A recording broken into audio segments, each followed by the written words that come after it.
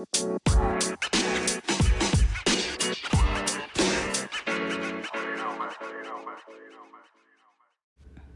guys, good morning.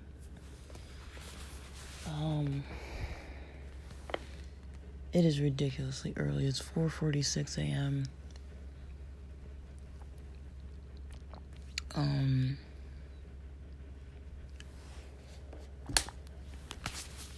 And I went to bed, I don't know, probably around midnight.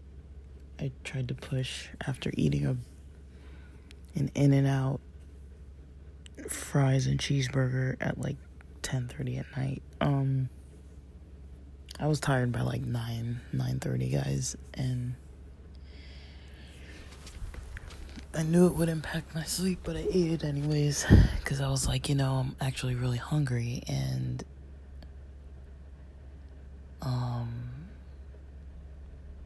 so then when I went to sleep, I was, I wouldn't call it like full indigestion, but my stomach wasn't feeling like at its best or anything. My throat's kind of dry right now, sorry.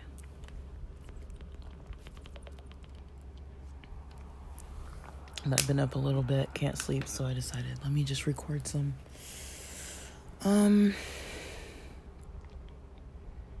topics about maybe gender, sexuality.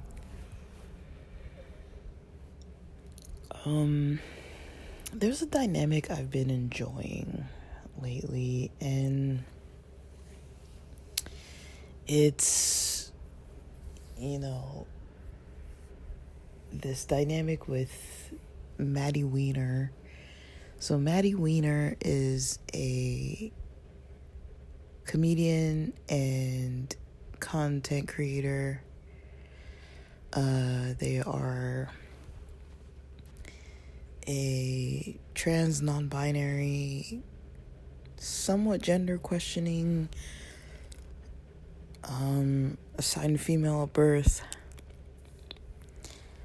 person who uses, I believe, she, they pronouns. And I was introduced to Maddie Wiener by listening to the We're Having Gay Sex podcast with Ashley Gavin.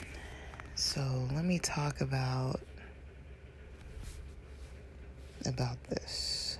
So, about this person. So, I'm gonna try to see if I can find her link tree or something. She goes by Maddie T Wiener.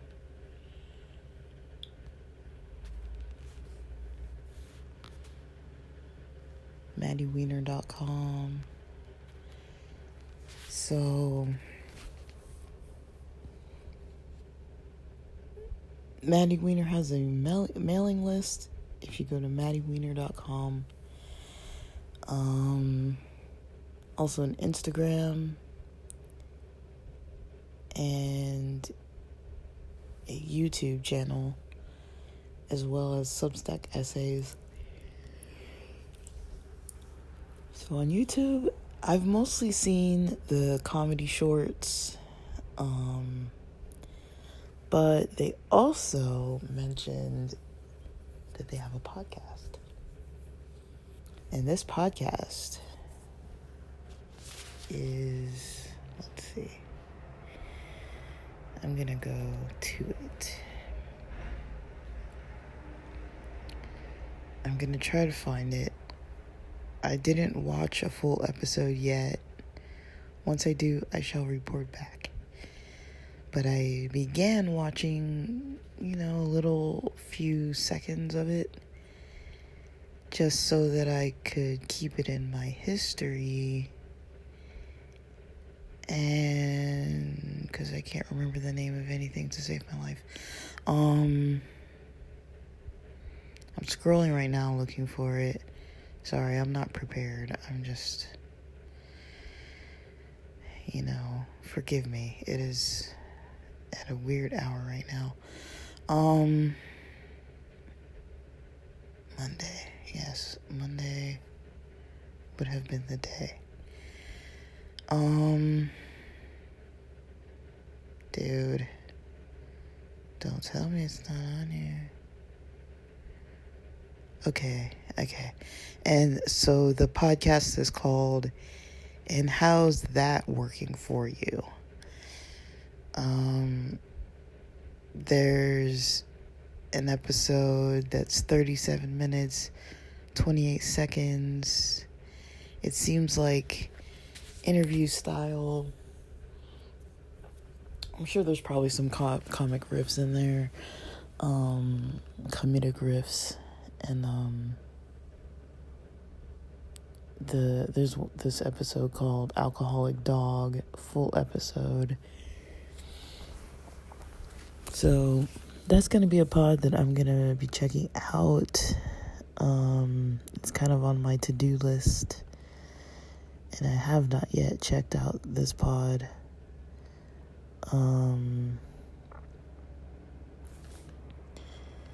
So I will. So one thing I kind of wanted to mention, and I'm not saying that there's a problematic concern, right? Now, myself as a sensitive person, the dynamic that I see between Maddie Wiener and Ashley Gavin, I would personally, for my own self, not really gravitate well towards that kind of humor of people kind of being sarcastically laughing at things about me that are kind of maybe on the personal side. But I believe that they do have this understanding that that's okay, you know. Maddie Wiener at any time seems to be allowed to be open to express if they're not interested in the, the put downs or the, laughing at and that kind of stuff, laughing at their expense and things like that. And the only thing that I've thought about that I'm not trying to make drama over, but, I do kind of wonder with power dynamics sometimes because technically, Ashley Gavin's Maddie Wiener's boss. And technically, I've noticed,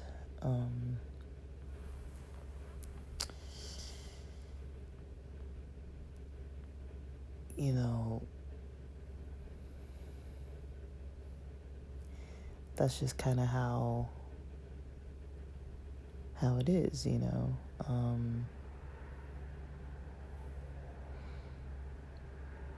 and so I think that they've likely got good communication. I think that they've likely got, a strong bond between them, and that, the whole dynamic that they have that seems more like Ashley Gavin is usually teasing or somewhat playfully bullying Maddie Wiener is a consensual thing. I'm not here to talk about that, but it's just something I wonder about, but I feel like it's also something that has been talked about often as far as, people bringing up a bunch of stuff about Ashley Gavin's crowd work and things like that. But, that's kind of her style, and it's just kind of how it is. She's got this roasty kind of style about her. So whenever she's kind of in character on her pods, being humorous, she's usually, roasting people and stuff like that. So, but like I said, like, that's just kind of how she does things, and everyone that she's kind of working with pods and things, all of her staff, they all seem to be pretty on board with it. But I don't know. I mean, I'm not even here to try to like talk about Ashley Gavin, but I just get curious about that power dynamic. It's like, if someone's a boss and they say, okay, you can tell me at any time if something I'm doing is bothering you, but also you have that power dynamic because you're the boss. So if you're cursing at people or calling people names or roasting people, and they're your staff that you've hired, but they're supposed to be able to tell you not to do it, if they don't want you to, I don't know. If I put myself in that position, I personally don't think I would be comfortable being like, hey, like, I'm kind of having a sensitive day today, like, kind of back off kind of thing, because sometimes I notice, sometimes, on different pods, like, say, for example, on Chosen Family podcast, maybe Mac and Jimmy might be having, like, a tough day or, like, something like that, and,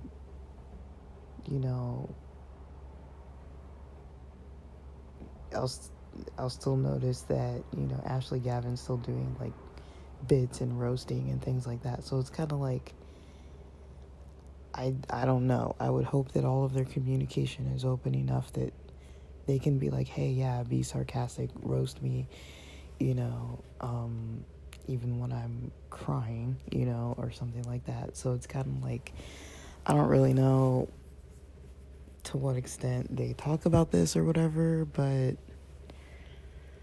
I don't know. I just watch so much of their content that, like, Ashley Gavin's not introduced me personally, but has introduced me through herself being so sociable and interactive and interested in collabs.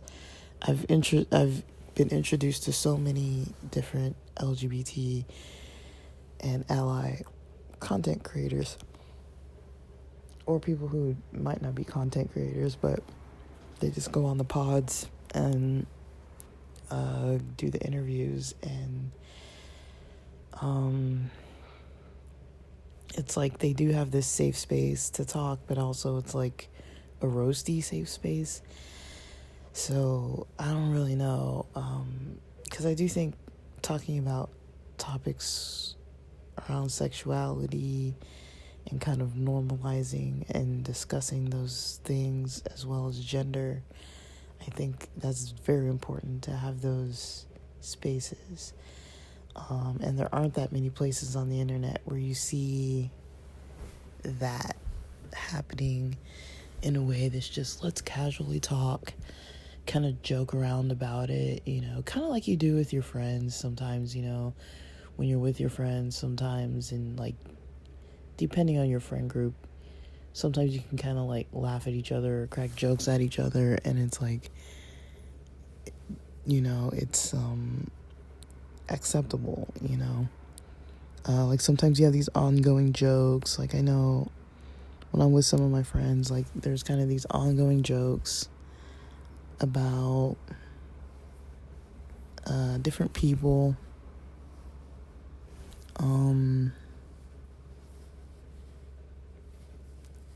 and I kind of just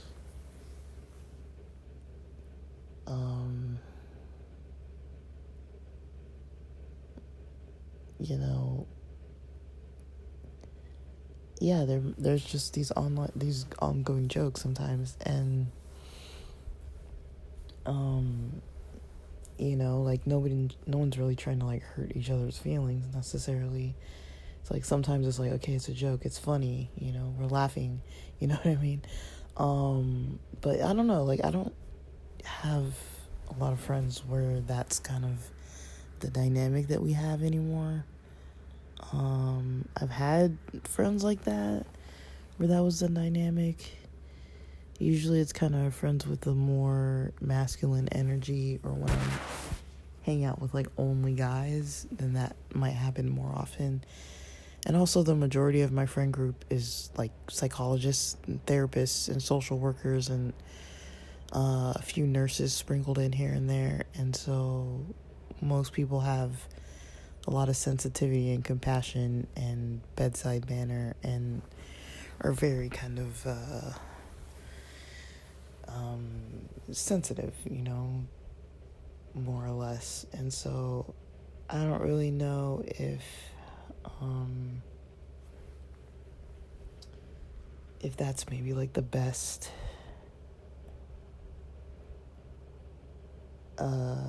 of examples in my life, because we don't really have like roasty relationships.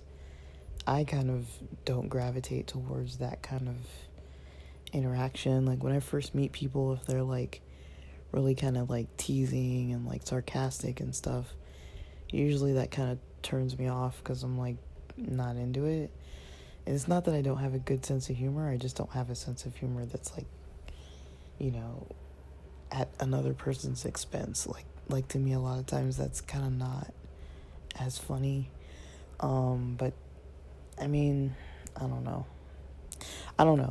It's kind of like a controversial thing that I play with in my mind, that I'm like, I understand work power dynamics. I understand, friendship dynamics within a workplace when you have friends that are your boss, or friends that are your lead, or friends that are your director, and you're going out together on the weekends, hanging out, getting drunk, getting stoned, and then you go into the office. I've had relationships like that with people, not like romantically, but in a professional setting where it's like, okay, we do these things outside of work. We don't bring it into work. We don't talk about it at work. We're not like messing with each other's professional reputations and spreading rumors. Like we can safely party and have fun and do what we do. And, we're not spreading all this information to clients or to other staff or anything like that. There's kind of like an understanding of like privacy about your own lifestyle and stuff. You don't really bring it into work or anything like that. So, we kind of have those little situations that come up. But yeah, the thing that was sticking out to me was with Maddie Wiener. They've got this this kind of realistic, part of their personality and lifestyle, that they're, a queer person, genderqueer, sexuality queer. I don't know if they identify specifically using those terms, but for the most part, that's what's going on overall. And then they've got these like this virginity. So they've never slept with a woman, so they consider themselves a gay virgin, even though, they've had boyfriends and slept with cis males. And so,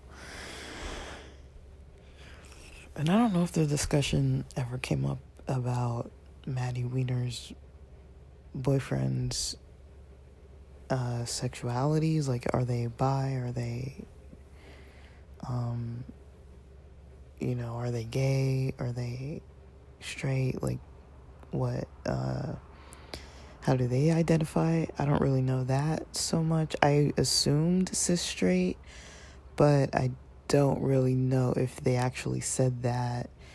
I believe cis, or at least assigned male at birth. I've never heard Maddie mentioning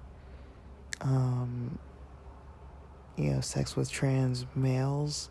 I don't really know. But I just found it to be very, very interesting conversation. Because when someone is saying, okay, like, I'm a gay virgin, right? It's like, okay, they're acknowledging that they want to have sex with people of the same gender, or who were assigned female at birth, but also, I don't know, I'm not trying to like pick apart terms, but I was kind of like, well, if you are a trans non-binary person and you're having sex with men, then isn't that gay sex as well? But I don't really, I think what they're getting at is that they haven't slept with women, and that's fine. I think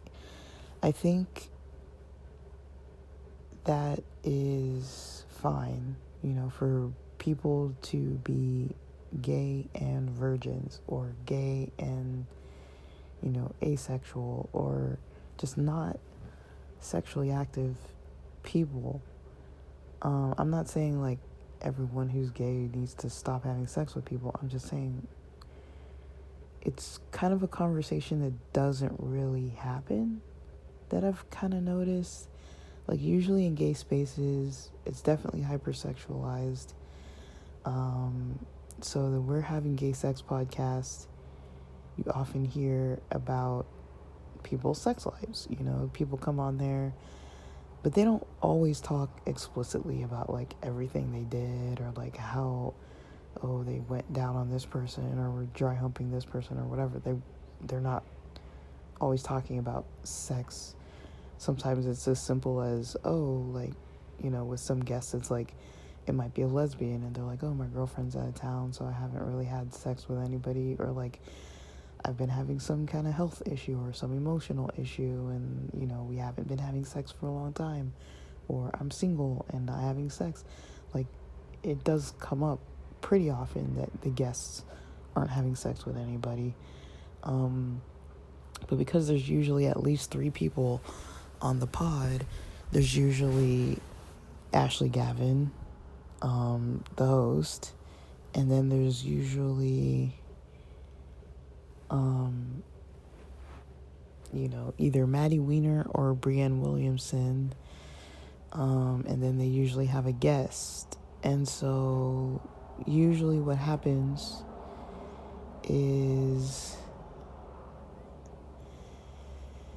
the guest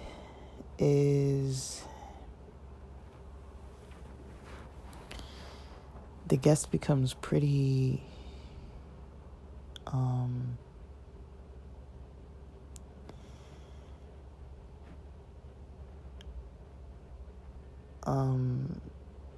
how shall I say this? The guests can kind of talk about whatever they want, but they go kind of round table. They usually kind of start the pod with, just some kind of chit chat. They're joking and just like, talking, kind of like a warm up kind of into the episode, and they just are talking about whatever they're talking about. Like, it could be anything, and they're just riffing off of each other about different types of random topics and stuff. And then eventually they start the pod. They introduce themselves as far as name, gender, sexuality, some social media handles, and then usually they go in the order of Ashley Gavin talking first about her gay sex story, and then the guest talks about their gay sex story, and then the co-host, either Brianne Williamson or Maddie Wiener, or before it was Kate Sisk, and before that was Gara Lotting, and I think that's the order that they went in, like before, with co-hosts and things. And so it's basically a show. It's basically a form of online comedy gay sex talk show for the most part, but it's very like on the couch in the living room, just chit-chatting, and it's pretty casual style, but there is structure to it. But not every single episode involves people talking about their queer sex lives in detail, with all the sex that they've had, or any recent sex, or even a sex story, or a memory, or fantasy, or a dream, or any kind of sexual topic. Some of them haven't had sex, and when they get the floor to talk during their time, they might not talk about sex. They might talk about who knows what else. And so that, I think, is an aspect of queer culture that you just don't see much. Because usually people gravitate towards people talking about sex. Like, people gravitate towards the topics and the content where people are like, oh, they're talking openly about sex, I want to tune in. And that's fine, I mean, I do too, like, sometimes I'm like, I'm not there. I don't know of any like asexual channels that I follow that I'm like, oh, I want to hear about these asexual people's experiences. Like, usually I'm not saying that, I'm not usually mentioning that, but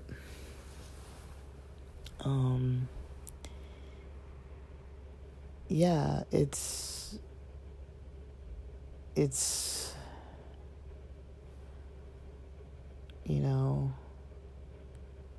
fine,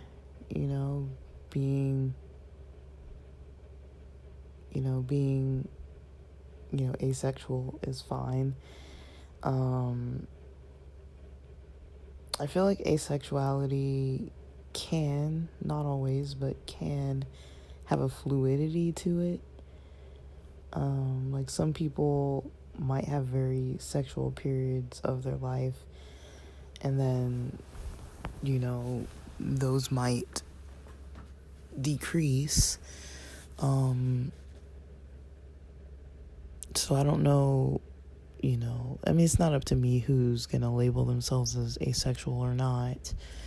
But everyone has their own sex drive, their own libido, or lack thereof, and that's completely fine, Of course, I would always hope that, it's not for, like, trauma-related reasons, but sometimes that's the reality and just the case of how it is. And,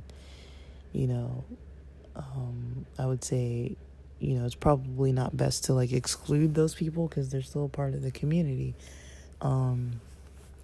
It's just they're kind of tucked away because people aren't, running to click on content that's not juicy necessarily.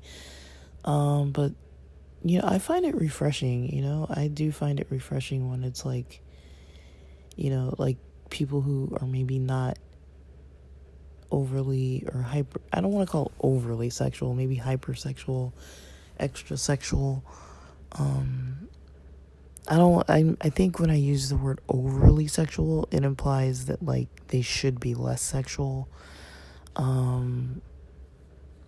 Like, I would say for myself, when I was growing up, I was, usually a pretty sexual kid and teen and adult, but I've talked about it before. I was kind of raised in a religion and traditional culture, like ethnically, religiously, socially, and I'm grateful that I was raised in LA, because I often wonder what my life would have looked like if I was raised like in some other state that was like really conservative. But yeah, I was raised in LA, and I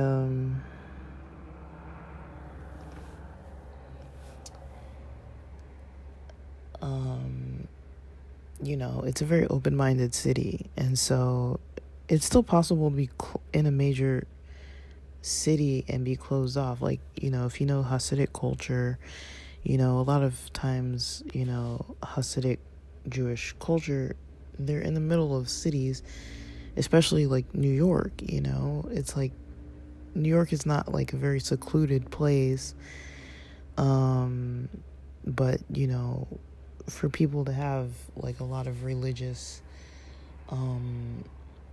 strict adherence to that religious culture, it does take a lot of just like sticking to the community. And I'm not going to talk about any kind of judgments about religious type of thought right now, but I mean, I think most of us who were raised in those types of environments, I don't think that there's, from what I know, I don't know if there's really an ultra religious culture that doesn't have some kind of sex shaming, sexuality shaming, gender shaming type of ideals or practices. I don't really know. There's not anything mainstream that I've heard of. Usually when it comes to like Islam, Christianity, Judaism, for the most part, people are like, oh, don't do all these sexual things. Like, there's very strict lines of what you're expected to stay inside of with sexuality, and those lines become very clear at a very young age. One thing I've always noticed with religion is, you can tell what the taboos are and what their concerns are by either how much they do talk about something or how much they don't talk about something. So I would say, I mentioned, I went to church pretty much all my life. I'm not trying to flex on that. It was just part of my culture. I never really thought twice about it. I was like, Saturdays I go to church. That's what I do. Like, I grew up pretty religious, and I remember, there was this kind of lack of conversation about sexuality. Now, whenever there was a conversation about sexuality, I mean, I was taught sex ed in school by teachers who had never had sex before. Teachers who were embarrassed about saying genital terminology. They would be like giggling and laughing and couldn't even like hardly say it. And I don't even know what to say about that, but it was part of their job. And they're teaching like 5th and 6th graders sex ed from a health book or whatever, the biology book or science book or whatever the book was. They're teaching these classes, and they know what the book says, and they just teach what the book says. It was mostly like an anatomy class and just a little bit of like practical like explanation of how people get pregnant, and maybe a little bit about how babies develop, and how women give birth. That's basically it. It was good enough to be like, okay, at least people know what to do, kind of. Not really relationship wise or anything. And that's a topic for another day, and I would love to dive into that topic, but yeah, people don't really know what to do. These teachers didn't, some of them did know a lot, and then others didn't. And so, yeah, I grew up in an environment like that, where it was we didn't talk about sex in school. I remember I used to, joke around about stuff, sexual stuff, at a certain age. When I was a teenager, I got a little rowdy, and I had some friends where we'd all be at lunch, we'd kind of be using curse words and, talking about racially, kind of prejudice, racial prejudice. And I had a group of friends that most of us were minorities. So, I'm not saying it was right what we were doing, but because people would ask us to stop, some of the other students, but we kind of didn't listen. We're just whatever. Because in my head, it was mostly one of the pastor's daughters being you guys, kind of stop talking like that. And I felt it was oh, it's the pastor's daughter. So I just didn't really feel listening to her. And no one else was really stepping in, telling us to shut up. She didn't say shut up, but she was just you guys, stop, But we didn't stop. We would go on and on and on. It was almost every lunch break, within earshot of other people. And so we would talk crap about, anything we wanted. It was an insecurity for sure, but we would I just remember being with some friends, mostly guys, and we'd be just cursing. This is at a really religious school, so we'd be just cursing and talking about, I don't know if we were talking about sexual topics, but I remember talking about racial topics and being kind of white people this, white people that kind of thing. But I think part of that was we did feel discriminated against, in some ways. We kind of noticed, okay, we're the minorities, and even at school we got treated differently. I think with the exception of one teacher, all my teachers were Caucasian. And so, I think when there were discussions, I don't remember people ever really having too much discussion about racial differences or cultural differences. It was just completely ignored. So I think those of us who were kind of not very represented in the school kind of felt that there was a tension of okay, there's not a teacher really that looks like us.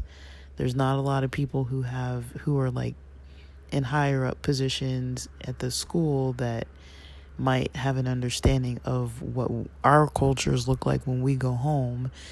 And people aren't asking questions about it, and people just expect that we just blend in. And, I feel like we kind of felt ignored. I did get that sense when I was younger. I wasn't able to articulate that, but I did notice that there were these attitudes towards hip hop or rap music where people were I could tell, and especially because it was church and religious, it's back then people weren't gravitating towards hip hop or rock music. Those two types of music were pretty prevalent, and it was this is evil. And so there was kind of that. And so it was almost everything that was culturally something that I was allowed to do at home, or something that I might do, was kind of looked down upon. It was like, it could be anything from hip hop music. I remember part of the dress code said that males couldn't wear braids and dreadlocks, dreads, locks. You couldn't wear locks as a hairstyle. But then I remember it specifically saying males couldn't have braids or long hair. And I'm like, that is also a kind of discriminatory dress code in some ways. The dress code itself was a little discriminatory, for someone with gender types of differences like myself, because Fridays we had to wear, skirts or like jumper dresses and things like that, like for chapel day. And I remember one of my friends I've talked about before, she used to tuck her skirt into a pair of uniform shorts, and she would wear her shorts, and, it wasn't against the dress code because she didn't it was like a jumper dress actually. So it had like a top part to it. It was like a single dress. So you'd wear a shirt under it, and it would have like a tank top style jumper on top that would go into like this skirt at the bottom.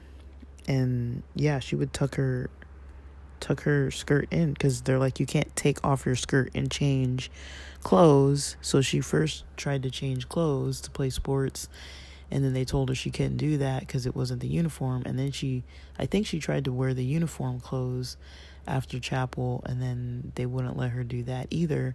And so she kept the uniform on and just wore shorts under and tucked the jumper, the bottom part of the jumper, into the shorts, and so she could play basketball without wearing a dress. And that was allowed. So it's like stuff like that where it's like, this is stupid, you know what I mean?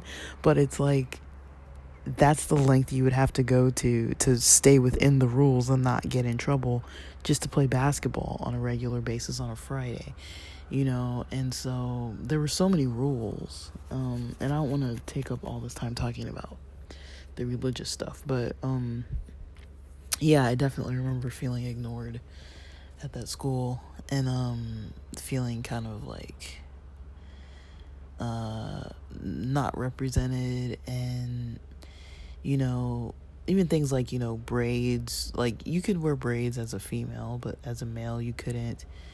There are a lot of cultures where males wear braids, where males wear long hair. If you're a black person, that is not a very uncommon hairstyle to have braids or longer hair. As a male, that is not very uncommon. It's not very uncommon to have locks. I don't think that those don't look good. I just think that the school, it was one of those things that's like, they have these rules that they don't really call them prejudice, but also because it's a religion, they can kind of say and do what they want. So, I felt things like that. Like there were things like that, like the clothing style that we had to wear, especially on Fridays, or the like I said, the hairstyles that weren't allowed, that we were like aware of, or it would be stuff like, the types of music we weren't allowed to listen to, the types of food, like a lot of people weren't, eating meat. And it's like, some of us come from cultures where, like in African culture, it's not uncommon to have, cultures where people eat meat. Like, I grew up in a meat eating house. Is a cultural thing. And, the religion was like so against meat. It was like a taboo, especially like pork and things like that. But definitely meat was a taboo in its own way. And so, I grew up around a lot of, I don't want to call it like a sense of shame, but it's like you weren't being uplifted or given like a sense of pride if you were doing these other types of things. And I noticed like the minority kids, all of us were kind of like, yeah, when I go home, like sometimes my parents don't speak English, or sometimes we eat these different types of foods that the religion doesn't approve of, or we listen to these different types of music that the religion doesn't approve of, or we dance and the religion doesn't approve of that. And there's all these things that like the religion didn't approve of, that we were being told this is wrong, this is evil. And we were just kids, and we're just like, dude, like, how come everything about my life is considered evil, And it's like, it could be anything. But it was like, I think that was kind of more so what we felt. And we kind of felt like, okay, as minority group, as different minorities in a group, we all kind of felt that, bond, that like we all felt singled out because our households didn't look like all these other households of the people whose culture just happened to fit. It's like, my Caucasian friends didn't really gravitate towards dancing or music, or didn't have like music in their house where they would be dancing to it. There was only like hymns and stuff like that. Like, you're not really dancing the hymns. Or even like the ones who did listen to rock, their parents were more like accepting of rock music versus like rap, hip hop, that kind of thing. Our church didn't play gospel style music. It was like contemporary rock, contemporary kind of like acoustic rock kind of style, if you want to call it that. It was kind of more towards that style. And like, I liked all types of music, so I was always like, why don't we have any soul up in this place? Like, this place is so like dry, it just felt so just like stifled and like dry, like it was just like, man.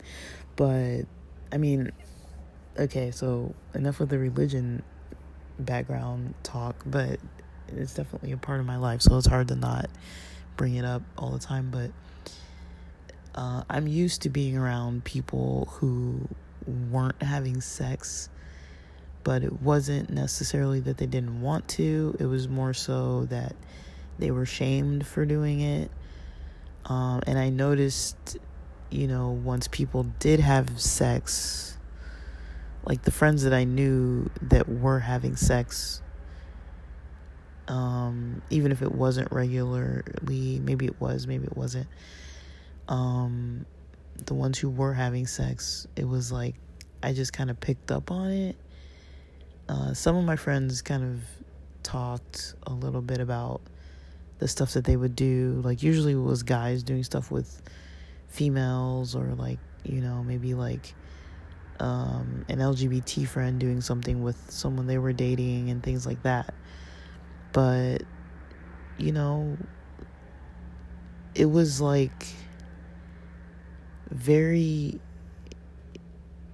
weren't a lot of conversations that were like, okay, we can actually talk about this because we're friends and we can sit and talk about this. And it's a normal part of life. Not to say that people have to have sex, but the people who are having sex, I mean, it's still a normal part of life for people to be doing it. But in that environment, in that school and religious setting, it was not a normal thing. It was expected to be out of the norm. And so I think people who did have sex or do anything, as far as like, making out or touching and things like that, like, they were just very much like, you kind of knew, like, if your friends were telling you that they're like fooling around with somebody in the back seat somewhere, you don't go tell people that, because you know what that kind of thing does to a person's reputation, and I feel like it was just natural exploration and natural, but the religion made it seem unnatural. And so I think, or that, you need to wait until you get married to do pretty much everything, but according to them. But that was kind of the environment I was raised around, was that, version of people being virgins. Was more like, yeah, if it wasn't for the religion, I think a lot of the people I knew would have been having sex a lot and earlier on. And I noticed that the people who did have sex, especially if they got pregnant and had kids, they felt shame. I noticed a lot of people getting baptized after they had a baby if they weren't married. I feel like, I mean, I'm not here to judge, and say like they did this because they felt that the church didn't accept them anymore. But I feel like possibly, I've always questioned that and felt like possibly they're doing that. Possibly, so I don't really know. Like, but yeah, I would like, the reason why I was kind of gravitating towards Maddie T Wiener's kind of talking about, being a gay virgin or never having had like a gay sexual experience is because, I knew a lot of people that, didn't have a lot of sexual experiences or were in some kind of a struggle of like not really wanting to get caught or let down the church or do something that, they might feel some guilt or shame around. And then, not doing things, and then actually going and starting to, have sex with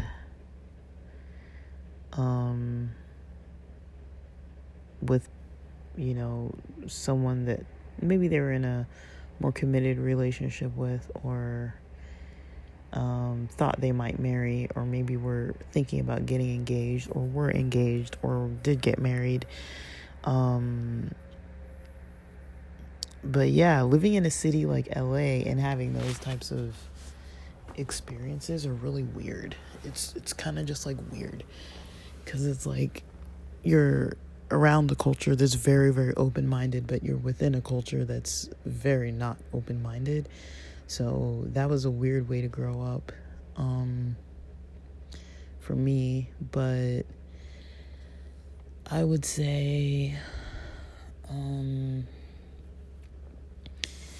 the reason I was kind of thinking about, the dynamic with Maddie Wiener of not having too much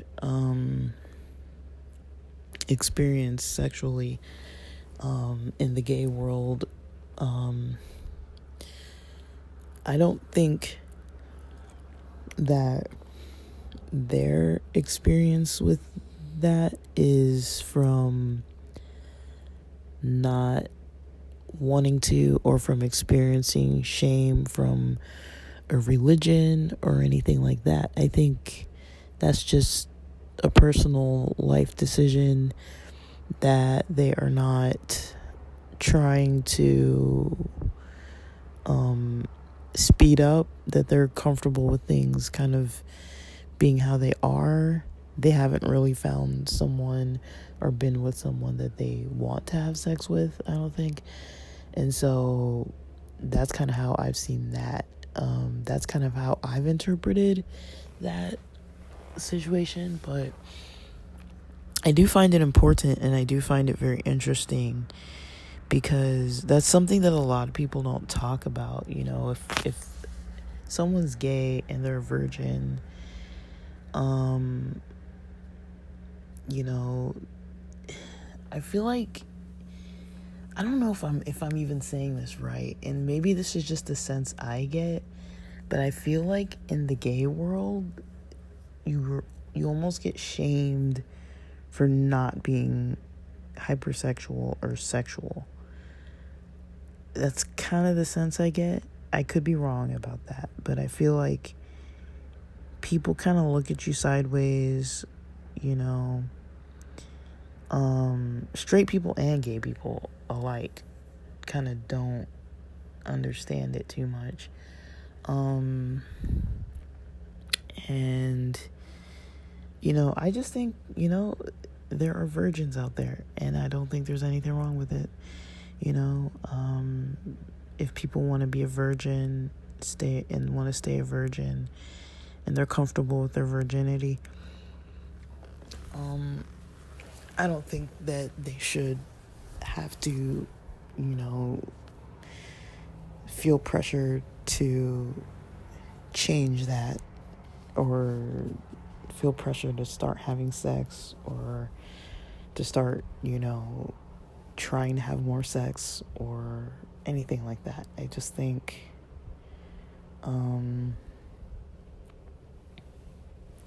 it's okay, you know. I think it's okay for people to have sex or not have sex at their own time with the consenting adult, and or whatever else a person wants to do. I mean, it doesn't have to be, you know, purely people having sex, you know, together. And, you know, people can do other things. I know plenty of asexual people that don't have sex and do other stuff that's, you know, forms of bonding and other types of intimacy that isn't necessarily sex, but they find it fulfilling, and that's fine, you know. Or maybe people might not even be asexual and might do things like that, and, you know, that's just kind of where their comfort level is, and that's fine too. But, you know, I wonder, like, because I've never really heard a lot of queer people talk about, you know, are they feeling a sense of shame if they're not sexually just, like, you know, being very sexually open. And I don't think there's anything wrong with it, you know, with being sexually open-minded, but, you know, it's just kind of a concept I don't hear about a lot. And I know that people exist because I know plenty of people who live like that. And so,